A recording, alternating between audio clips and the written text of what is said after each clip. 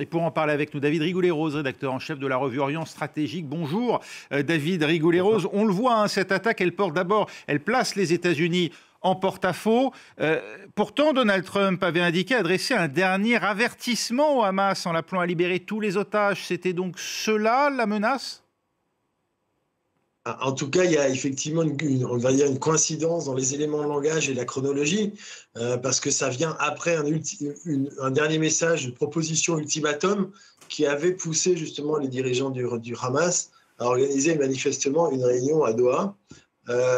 Et c'est cette réunion qui manifestement également a été la cible désignée d'une opération israélienne avec un accord tacite, semble-t-il, de Washington, même si ça place, comme vous le dites, Washington dans une position difficile, parce qu'il faut rappeler qu'au Qatar se trouve installée la principale base américaine qui s'appelle le CENTCOM, pour la région du Moyen-Orient et de l'Asie centrale.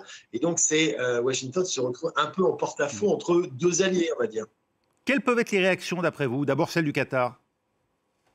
Le Qatar est outré, évidemment, il n'a pas manqué de le manifester, d'autant plus qu'il y aurait un officier de sécurité qatari qui ferait partie des victimes, avec un certain nombre de membres du Hamas. On ne sait pas encore qui aurait été tué ou blessé, puisque le Hamas dit que les principaux responsables auraient survécu, qu'un fils de Khalil Alaya, un des principaux négociateurs justement, serait décédé, mais pour l'instant, il y a une certaine confusion qui règne et on en saura probablement un peu plus dans quelques jours.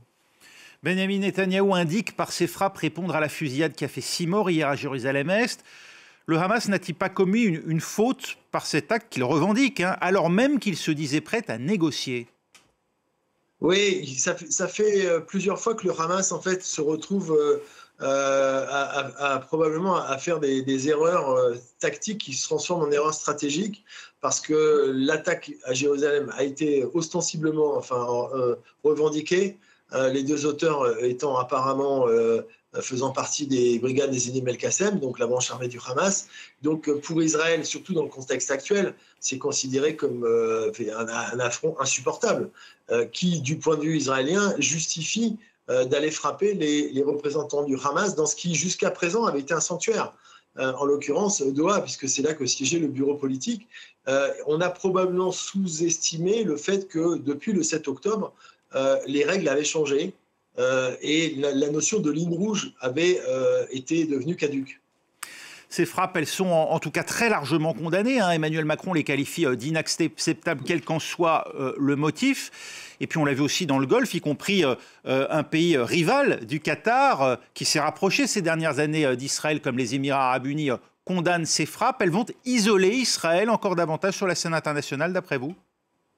En tout état de cause, il n'est pas illogique que la plupart des États condamnent effectivement une opération de ce type, même si en creux, il faut se méfier de l'affichage des éléments de langage, parce que de toute façon, des pays comme les Émirats ou même l'Arabie saoudite ne portent pas forcément le Qatar dans leur cœur. C'est un euphémisme. Et donc, mais sur le fond, effectivement, c'est considéré comme un problème majeur d'attaquer un pays qui est membre du Conseil de coopération du Golfe, en l'occurrence le Qatar, même si par-delà les tensions qui peuvent prévaloir parfois entre les différents membres. Donc il y a de ce point de vue-là un isolement accru qui risque d'augmenter pour Israël, effectivement. Et en interne, en Israël, le Forum des familles d'otages lui dit son inquiétude pour les captifs toujours retenus à Gaza. Ces frappes, elles menacent un peu plus la vie des otages, d'après vous ? Oui, c'est le problème, effectivement. Par-delà aussi les manifestations de satisfaction, on va dire transpartisan, hein, au niveau de la Knesset, il y a une inquiétude profonde des familles. Parce que ce type d'opération pourrait justifier de la part du Qatar, du Hamas, justement, le Qatar a décidé de ne plus servir de négociateur, de médiateur, et puis du Hamas, effectivement, de ne plus garantir du tout la vie des otages qui sont encore vivants. David Rigoulet-Rose, ces frappes montrent-elles que Benyamin Netanyahou n'a plus de limite aujourd'hui dans la guerre qu'il livre au Proche-Orient ? En tout cas, c'est ce que j'évoquais tout à l'heure sur la notion de ligne rouge. Elles ont beaucoup évolué. Sinon, elles sont devenues caduques. Et donc, les circonstances du point de vue du cabinet israélien justifie des opérations très loin. En fait, là, en l'occurrence, c'est à 1800 km. On l'a vu aussi avec le Yémen, justement, avec des frappes qui se sont multipliées. C'est au niveau régional l'idée que tous les mandataires et tous les ennemis d'Israël sont susceptibles, effectivement, d'être des cibles désignées. Il faut rappeler qu'en novembre 2023, Yoav Gallant, l'ancien ministre de la Défense, dans une conférence de presse tout à fait officielle, avait dit à propos des dirigeants du Hamas qu'ils étaient des morts en sursis. C'était pas un secret, hein. Et à l'époque, c'était lié au fait que le Premier ministre avait mandaté le Mossad pour réaliser l'élimination ciblée de ses dirigeants. Il se trouve qu'aujourd'hui, c'est une opération combinée de Tsahal et du Shin Bet, ce qui renverrait à l'idée que l'affaire du Hamas est considérée plutôt comme une affaire de sécurité intérieure, alors que le Mossad a été mobilisé justement dans l'opération contre l'Iran.